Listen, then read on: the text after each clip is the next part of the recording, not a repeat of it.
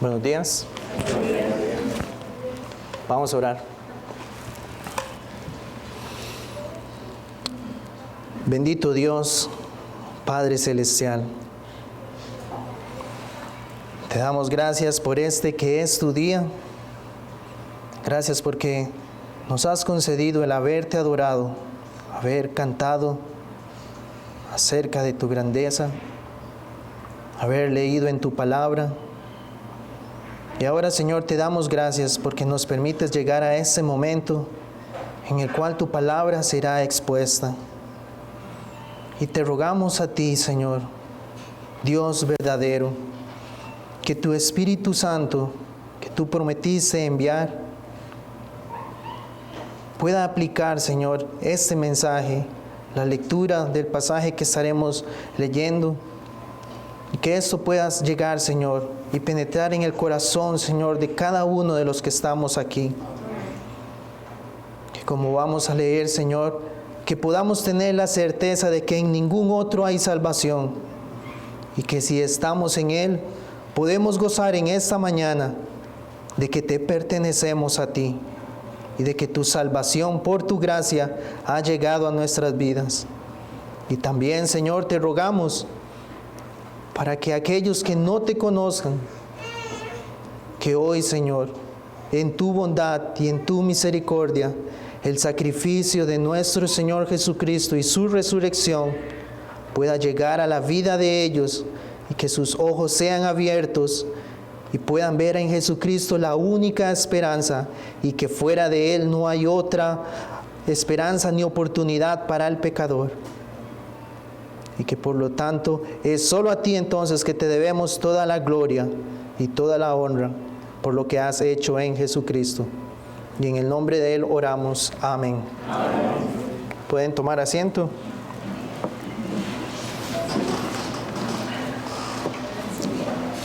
Les invito a abrir las Escrituras en el libro de Hechos, en el capítulo 4.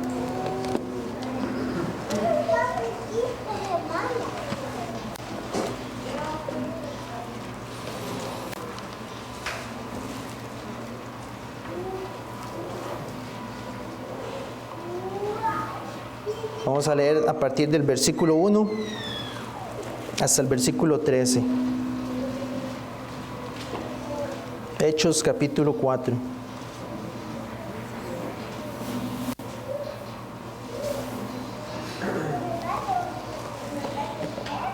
Muy bien, leemos. Hablando ellos al pueblo, vinieron sobre ellos los sacerdotes con el jefe de la guardia del templo y los saduceos, resentidos de que enseñasen al pueblo y anunciasen en Jesús la resurrección de entre los muertos. Y les echaron mano y los pusieron en la cárcel hasta el día siguiente, porque era ya tarde. Pero muchos de los que habían oído la palabra creyeron, y el número de los varones era como 5,000.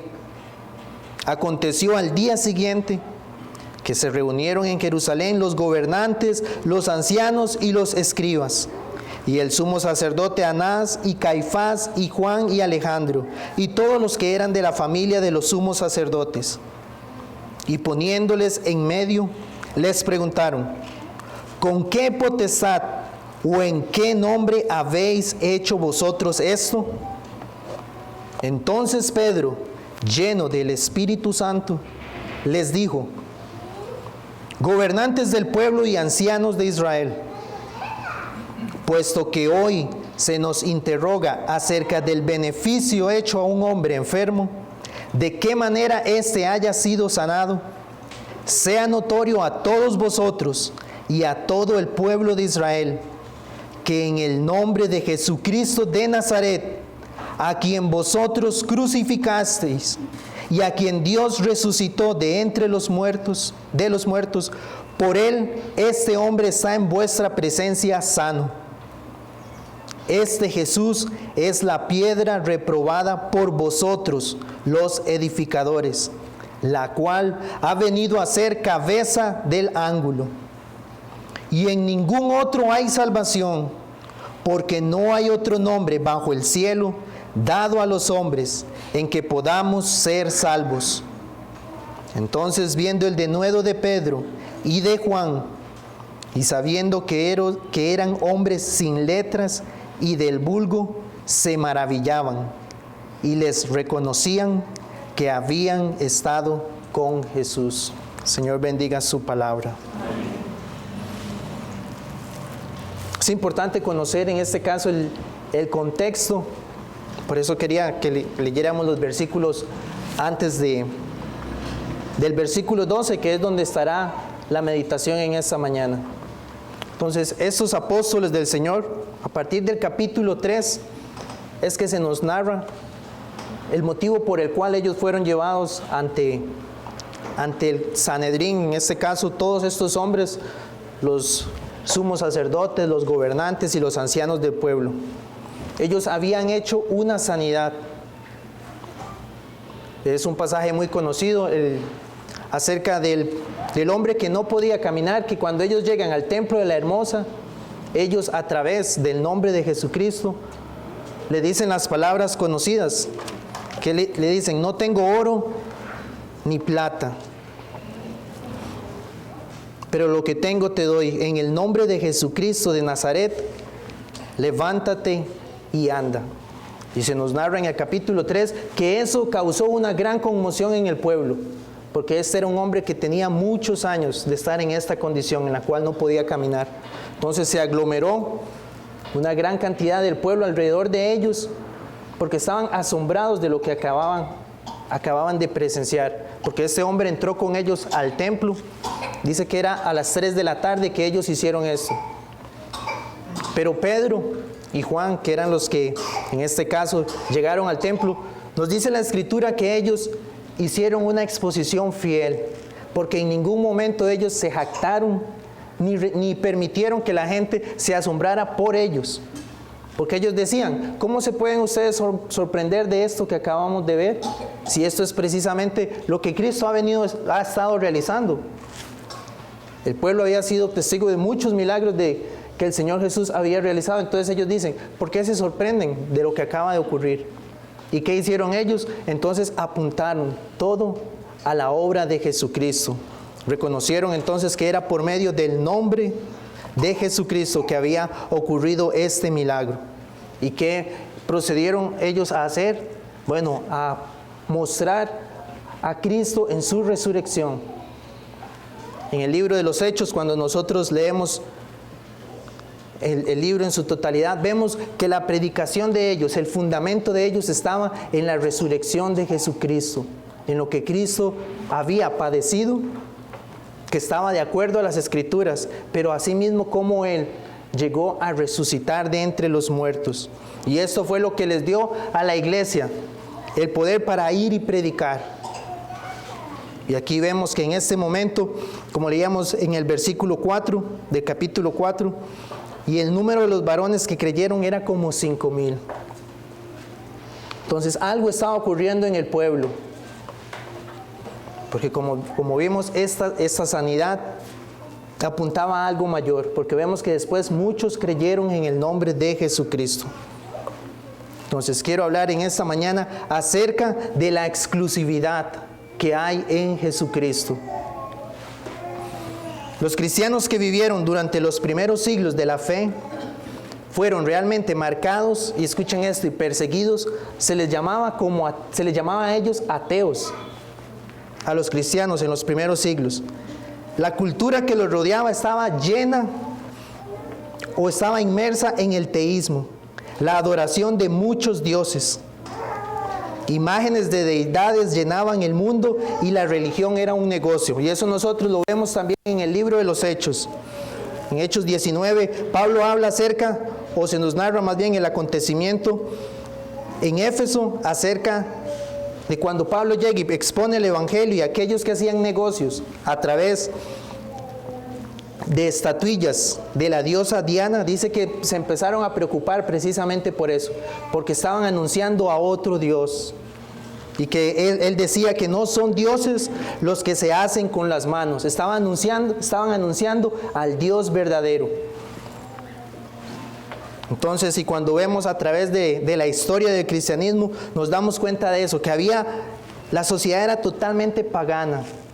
Se nos dice, un historiador dice que la mezcla indiscriminada de religiones, esa era la moda. Cada pueblo, recordemos, el Imperio Romano había conquistado a muchos pueblos y cada pueblo tenía su Dios. Y estos, al estar todos bajo el imperio, tenían la posibilidad, muchos eran mercaderes, entonces ¿qué hacían? Iban a otros lugares a hacer negocios, pero en ese trayecto, ¿qué hacían ellos? Llevaban sus creencias. Entonces, ¿qué ocurría? Había toda una gran variedad de dioses, de aquellos que las personas decían que era su Dios verdadero. Entonces, en medio de esto, es cuando los cristianos empiezan a predicar y a proclamar que solo hay uno que realmente es el que puede salvar. Pero ¿qué es lo que ocurría también? Recordemos, los judíos, al inicio, los que habían creído, ellos estaban proclamando que la promesa que ellos esperaban se había cumplido. ¿Y en quién? Se había cumplido en Jesucristo. Entonces eran judíos que estaban anunciando que ya había llegado el Mesías que ellos esperaban. Pero entonces esto también, ¿qué ocasionó?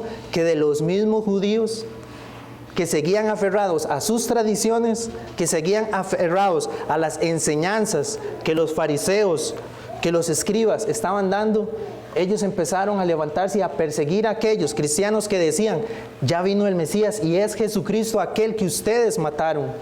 Ese es el que esperábamos. Entonces, en medio de esto, de este contexto, es cuando el cristianismo empieza a avanzar, empieza a ser predicado. Entonces vemos que la cruz y el mensaje de la exclusividad de Cristo inició a tener estos enfrentamientos. ¿Por qué? Porque en medio de esta sociedad donde muchos afirmaban tener cada uno su Dios, se levantaron los cristianos y decían, esos no son dioses verdaderos. El único verdadero y que puede salvar es Jesucristo. Y fuera de Él no hay salvación. Entonces por eso a ellos empezaron a perseguirlos los primeros siglos, porque ellos no se ajustaban a lo que el mundo en ese entonces creía.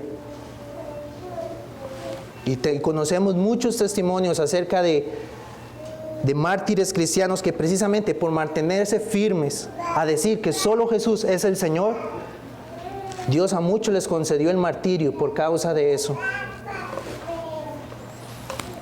Pero ¿qué ha ocurrido?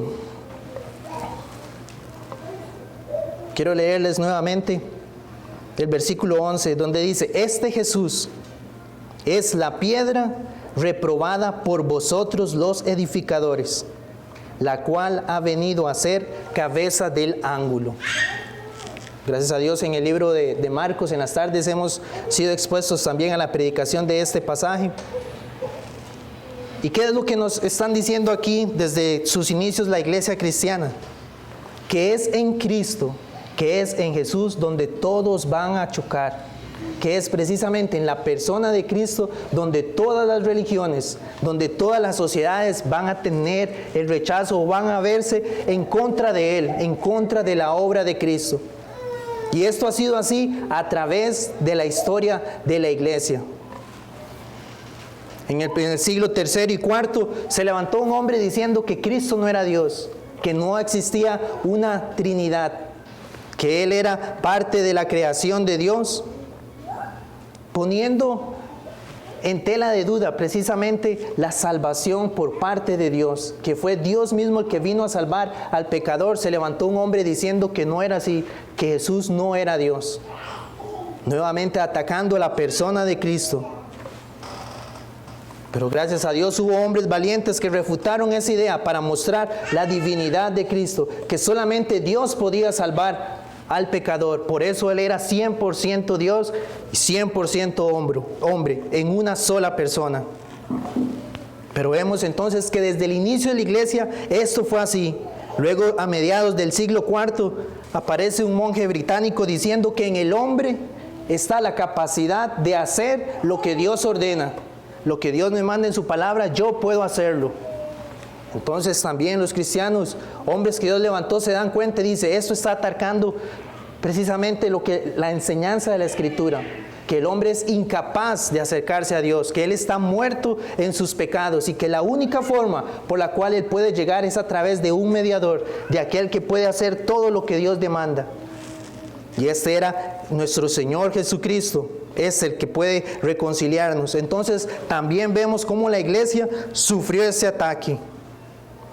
Con el pasar del tiempo, poco a poco, otra vez, ¿qué ocurrió con la iglesia? Se fue desviando de esta verdad, que solo Cristo podía salvar. ¿Y qué empezó a ocurrir? Los hombres empezaron a enseñar que el hombre debía cumplir con ciertas obras para obtener la gracia de Dios. Debía pagar ciertas cosas, hacer ciertas peregrinaciones, adorar a santos y muchas otras enseñanzas que se metieron en la iglesia para hacerle creer al pueblo. Por medio de esto, ustedes pueden alcanzar a Dios. Otra vez atacando ¿qué? La persona de Cristo, que es la piedra reprobada por vosotros. Y ahí conocemos en el siglo XVI, cuando se da la reforma protestante, donde se levantaron varios hombres proclamando que solo Cristo puede salvar. Pero ¿qué ha ocurrido en nuestros tiempos? Llegamos a nuestro tiempo y nuevamente vemos cómo también ahora, inclusive dentro de las iglesias, esto es lo que está ocurriendo. Se quiere mostrar a Cristo y a algo más para alcanzar la salvación. No se presenta a Cristo como lo único que sea suficiente para que el hombre pueda ser salvo. Tristemente, en muchos contextos se enseña que es necesario inclusive hasta pagar por el favor de Dios, diciendo que la obra de Cristo no fue suficiente, que el hombre tiene que traer algo delante de Dios para poder ganar ese favor del Señor. A los hombres y a las personas se les dice, quiere que su hijo sea salvo, pacte con Dios. Vemos cómo esto es un terrible ataque y es una blasfemia en contra de lo que la palabra enseña, que es solo Cristo, que en ningún otro hay salvación. Otros enseñan que es necesario ir a un retiro o un encuentro donde usted ahí, por medio de eso, es que pueda experimentar la salvación. E inclusive muchos círculos caen en el legalismo, nuevamente con la idea de que cumplir toda una serie de reglas, todo esto me va a dar entonces a mí la posibilidad de que Dios me pueda recibir. Y se convierten más bien en cargas pesadas sobre las personas. Que esto es el yugo insoportable del que habló Cristo. Que cargáis a los hombres en Lucas 11:46 con cargas que no pueden llevar, porque ni siquiera ustedes con un dedo las pueden levantar. Entonces nuevamente vemos que a través de la historia eso es lo que ocurre. La salvación exclusiva por Cristo es atacada. ¿Y qué vemos también en nuestra sociedad? Hoy a nosotros se nos llama al cristiano fiel que proclama que en ningún otro hay salvación, se nos dice que somos intolerantes. ¿Por qué? Porque vivimos en un mundo que es pluralista y que ha caído en un pensamiento relativo, donde cualquier persona puede tener su salvación de acuerdo a lo que él crea. Yo puedo decir, Jesucristo es el único que salva, y me dicen, esa es su verdad. Eso es lo que usted cree y está bien para usted.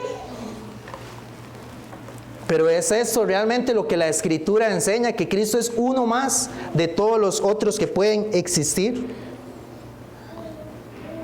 El versículo 12 dice, y en ningún otro hay salvación. Esta es la palabra de Dios que Él inspirado y a través de la obra que hizo en el corazón de los hombres fue que ellos con fidelidad entonces fueron a ese mundo pagano anunciando precisamente ese mensaje que Dios manda a todos los hombres que de esas vanidades que estaban haciendo, creyendo en dioses falsos, que se arrepientan y crean, porque solo hay uno que puede salvar. Y hoy en día, y a través de ese recuento que he hecho de lo que la iglesia ha pasado, es el mismo mensaje que nosotros debemos creer y debemos proclamar, porque eso es lo que vemos que la iglesia hizo, llenos del Espíritu Santo, y porque habían estado con Cristo, que se los reconocieron. ¿Qué hicieron ellos? Fueron a ese mundo pagano y anunciaron que en ningún otro hay salvación. Y desde ahí nosotros podemos aplicar eso a nuestras vidas. ¿Creo yo realmente que Cristo es el único que salva? Si es así, entonces ¿por qué no lo estoy proclamando? ¿Por qué no lo estoy anunciando cuando veo que los hombres están muertos en sus creencias, poniendo su esperanza de salvación en algo totalmente falso? Que aquel día cuando estén delante de Dios será un día de gran tormento, de asombro y de temor. ¿Por qué? Cuando vean que rechazaron, o cuando vean que nunca se quisieron rendir realmente al único que les podía salvar. Entonces el Señor nos llama a nosotros, así como los apóstoles, a proclamar esa verdad. Entonces, ¿cuál es el carácter de Cristo que lo hace único? ¿Por qué solo Cristo puede salvarnos? Algunos dirían que entonces sería Cristo más las obras, que está bien. O Cristo más las oraciones de los santos. Cristo más las penitencias o las misas. Como les decía, Cristo más las ofrendas. Para otros grupos dicen que Él era un profeta más, pero no Dios. Y caen nuevamente en lo mismo, Cristo más las obras. Que eso es lo que entendemos que la mayoría de religiones le enseñan al hombre. Es Cristo, pero algo más que usted debe hacer. Pero es esto lo que la Biblia nos dice, cuál es el testimonio de la Escritura, o el testimonio que el mismo Cristo anunciaba. Él dijo: venid a mí, los que estáis trabajados y cargados, y yo os haré descansar. Él no dijo: venid a mí los que están trabajados y cargados y cumplan con esto, y después de eso yo los haré descansar. No, yo los haré descansar. Cada vez que llamaba a un hombre, Él le decía: sígueme, porque Él era suficiente. Seguirlo a Él es suficiente. Fue lo mismo con Mateo. El llamado también a aquellos que iban a ser sus discípulos era solamente seguirlo y creer en Él. Juan 7:38, Él dijo: el que cree en mí, como dice la Escritura, de su interior correrán ríos de agua viva. Es la fe en Cristo, solo la fe en Cristo. Esto estaba hablando acerca del Espíritu que habían de recibir los que creyesen en Él. Y en Juan 15:5 Jesús dijo: yo soy la vid y ustedes los pámpanos. El que permanece en mí y yo en él, éste lleva mucho fruto. Dice: porque separados de mí, nada podéis hacer. Es un mensaje exclusivo. Fuera de Cristo el hombre no puede hacer nada para ganar su salvación. Juan 3:36 dijo: el que cree en el Hijo tiene la vida eterna.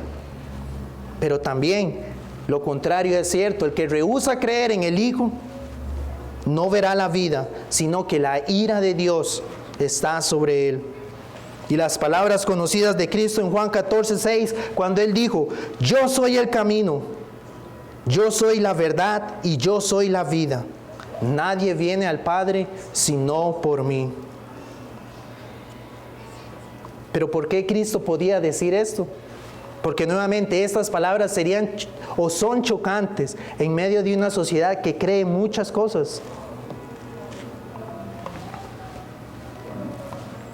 Cuando nosotros vamos al testimonio de la Escritura,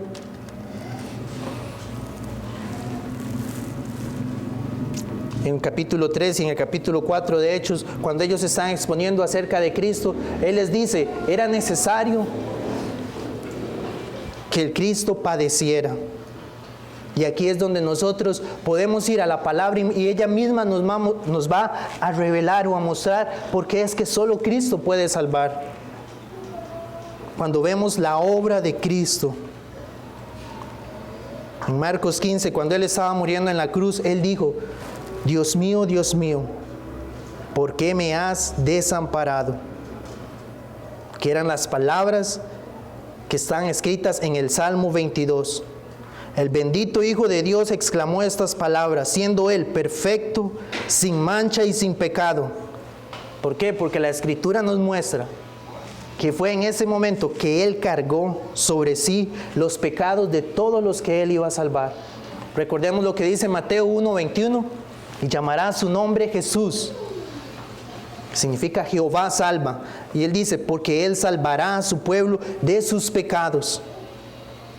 Entonces el testimonio de la Escritura lo que nos muestra es que solo Cristo fue el que recibió sobre sí y cargó sobre sí los pecados de su pueblo. Ningún otro hombre ha hecho esto.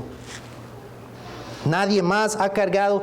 La Escritura nos dice, con todo alguien podría tal vez justificarse, si fuera posible, aunque no lo es, pero solo por sus propios pecados, tratando de ser él justo. Pero nadie podría dar la vida por los de otros. Pero en cambio lo que la Escritura nos muestra es que Cristo sí. Él tomó el lugar siendo sin pecado, sin mancha, impecable. Y dice que cargó sobre sí los pecados de los que iban a creer en Él. Entonces, precisamente, Cristo sufrió el abandono.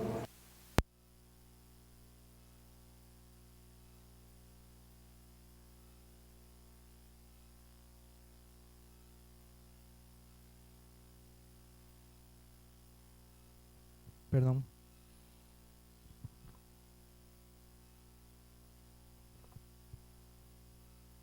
Y es algo que podríamos decir, que Él sufrió el abandono por el Padre que yo merecía.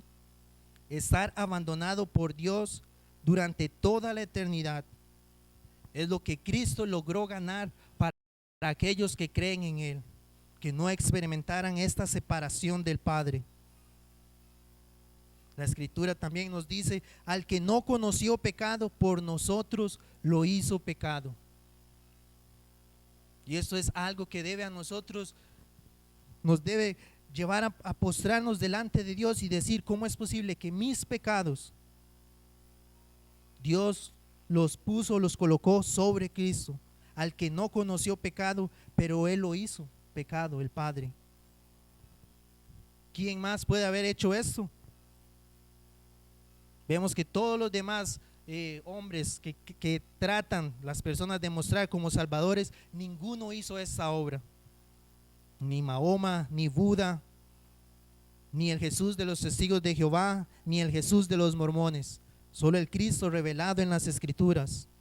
¿Para qué? Para que, dice la Escritura, para que nosotros, los creyentes, fuésemos hechos justicia de Dios en Él. Cristo ganó esa justicia para su pueblo. Pero ¿qué también nos dice la Escritura? Que Cristo nos libertó. En Gálatas 3:13, Cristo nos redimió, nos salvó de la maldición de la ley. ¿Cómo? Hecho por nosotros maldición. Porque está escrito, maldito todo el que es colgado en un madero. Y en el versículo 10 dice, maldito todo aquel que no permaneciere en todas las cosas escritas en el libro de la ley para hacerlas. Hay una maldición que Dios ha proclamado sobre todos aquellos que no permanecen en lo que Él ha establecido en su palabra. Y entendemos que la Escritura nos dice que el mandamiento es santo, justo y bueno para salvar, pero nadie puede cumplir esto. Entonces, por lo cual el pecador merece recibir el castigo de la maldición de Dios por no perseverar en eso. Pero ¿qué dice Pablo? Precisamente en el contexto con los judaizantes en esta región de Galacia, les dice, no es Cristo más las obras, porque si ustedes quieren volver a eso, entonces tendrían que guardar toda la ley. Si quieren nuevamente circuncidarse, empezar a seguir las enseñanzas de Moisés, que era lo que estaba ocurriendo. Pero él dice, no, sino que Cristo nos redimió a nosotros de esa maldición. ¿Por qué? Porque Él fue hecho maldición en la cruz. Entonces nuevamente nos preguntamos, ¿quién más ha hecho esto en la historia de la humanidad? Solo Cristo. Luego nos dice la Escritura que Cristo experimentó la ira de Dios. Y en el Salmo 75:8 y en Jeremías 25:15 habla precisamente acerca de esto, de cómo Dios compara su ira con la copa del vino. Dice, porque así me dijo Jehová, el Dios de Israel, en Jeremías 25:15, toma de mi mano la copa del vino de este furor y da a beber de él a todas las naciones a las cuales yo te envío. Y el Salmo 75:8, porque el cáliz está en la mano de Jehová y el vino está fermentado, lleno de mistura, y él derrama del mismo. Hasta el fondo lo apurarán, y lo beberán todos los impíos de la tierra. Recordemos que Cristo, antes de ser arrestado, orando al Padre porque sabía lo que iba a padecer, Él decía: pasa de mí esta copa. Porque entendemos que el sufrimiento que Él pasó, el sufrimiento realmente fue un sufrimiento doloroso y terrible, el castigo físico que Él experimentó. Pero aún la Escritura nos revela aún más acerca de esa obra de Cristo y nos dice que Él sabía que iba a experimentar la ira de Dios en ese momento, pero sabiendo que todo esto iba a ser necesario para salvar a su pueblo, a aquellos que son sus ovejas, y que solo entonces, por lo que Él iba a experimentar, el pecador podría entonces hoy tener la dicha de que esa ira de Dios que un día será derramada sobre todos los impíos, ya nosotros podemos decir: gloria a Dios, porque Cristo experimentó la ira que venía sobre mi vida. Él vino y la tomó en mi lugar. Nuevamente podemos entonces preguntar: ¿quién más ha hecho eso? Experimentar la ira de Dios. Isaías 53 dice: con todo eso Jehová quiso quebrantarlo, sujetándole a padecimiento, y cuando haya puesto su vida en expiación por el pecado, verá linaje, vivirá por largos días, y la voluntad de Jehová será en su mano prosperada. Entonces entendemos por la Escritura, y cuando leemos en los evangelios, que Él murió. El Padre dice: quiso quebrantarlo, precisamente entonces para que el hombre hoy pueda gozar de saber que en Cristo Jesús está todo lo necesario para nuestra salvación. Y aquí mismo, el mismo apóstol Pedro, hablando él entonces lleno del Espíritu Santo, y al entender entonces nosotros el carácter único de Cristo, que estas cosas que Él logró en la cruz es lo que lo hacen exclusivo, que en medio de la sociedad entonces en las que estamos, en la que vivimos, podemos con toda certeza y con el testimonio de la Escritura sostener y proclamar que en ningún otro hay salvación. Él fue el que hizo la obra expiatoria en la cruz del Calvario para salvarnos. Y el testimonio, como les decía al inicio, de lo que los apóstoles proclamaron era la resurrección de Cristo, porque fue el testimonio del Padre de que todo lo que Cristo hizo en la cruz fue aceptado por Él. Una obra 100% completa, y que entonces ahora ellos salían al pueblo anunciándole a los hombres que por medio de la resurrección de Cristo ahora el pecador puede ser reconciliado con el Padre, porque Él ha consumado toda la obra necesaria. Y así como aquí en el versículo 11, entonces Él decía: a algunos esta piedra va a ser reprobada. Y eso es lo que vemos hoy en día en la sociedad. Para las personas es imposible creer todo lo que Cristo hizo en la cruz. Y por eso empiezan a tratar de alguna manera ganar la forma en la cual me pueda acercar a Dios nuevamente. ¿Por qué? Porque dicen: no fue lo que Cristo hizo es imposible de creer para ellos.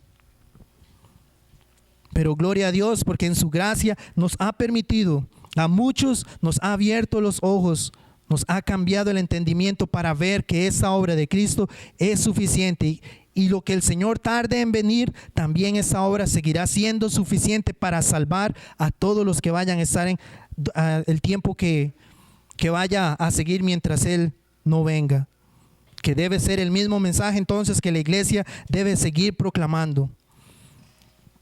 El apóstol Pedro en 1 de Pedro 2:7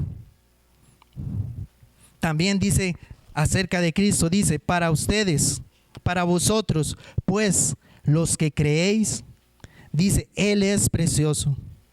Pero para los que no creen, y nuevamente dice, la piedra que los edificadores desecharon ha venido a ser la cabeza del ángulo. Entonces no es algo meramente emocional.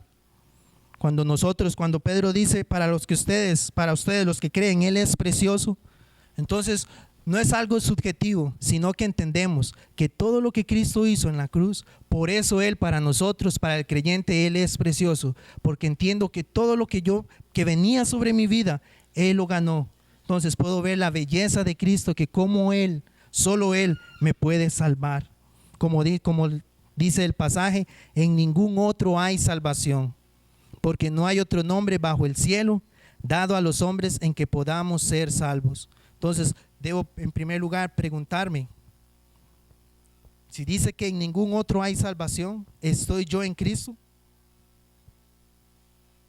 ¿Puedo hoy proclamar y decir que mi vida le pertenece a Cristo? ¿Que Dios me ha dado la fe para creer que solo Él me puede salvar? ¿O sigo aún confiando en que puedo hacer obras para ganar el favor de Dios? Y como vemos desde el inicio de la iglesia, ese fue el gran problema. Y en segundo lugar, entonces, si Dios me ha dado este favor y Dios me ha concedido que hoy yo pueda proclamar que mi salvación está solo en Cristo, entonces, ¿qué espera el Señor de nosotros?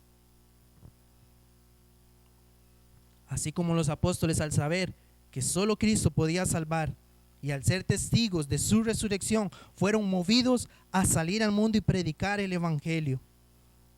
Asimismo, entonces, el creyente, cada uno de nosotros que proclamamos haber sido salvados por este, que es el único que puede salvar, entonces también debemos ser llenos del Espíritu Santo y que el mundo nos reconozca que hemos estado con Cristo. ¿Y cómo va a ser eso evidente? A través de su palabra, morando en abundancia en nosotros. Y el testimonio, como si se sigue leyendo todo el pasaje, dice que ellos hablaban con denuedo, finalizando el capítulo 4, que ellos hablaban con ánimo, con confianza acerca de Cristo. El cristiano también, nosotros debemos rogar al Señor entonces tener ese denuedo para que con confianza y con ánimo poder proclamar a los hombres, en ningún otro hay salvación, solamente en Cristo. Amén. Muy bien, hermanos, vamos a orar. Padre celestial, te damos gracias a ti, Señor, por tu palabra. Gracias a ti por nuestro Señor Jesucristo, porque reconocemos, Dios, que tú lo enviaste a Él para salvar al mundo. Y reconocemos que es a través de la obra de tu Espíritu Santo en la vida de nosotros que hoy podemos tener esta certeza de que hemos sido salvos por Él. Ayúdanos entonces a vivir de acuerdo a esta salvación que Cristo ha hecho en nosotros y a proclamar al mundo también que sin Cristo están perdidos, pero que ahora Él llama a los hombres a arrepentirse. En el nombre de Él oramos. Amén.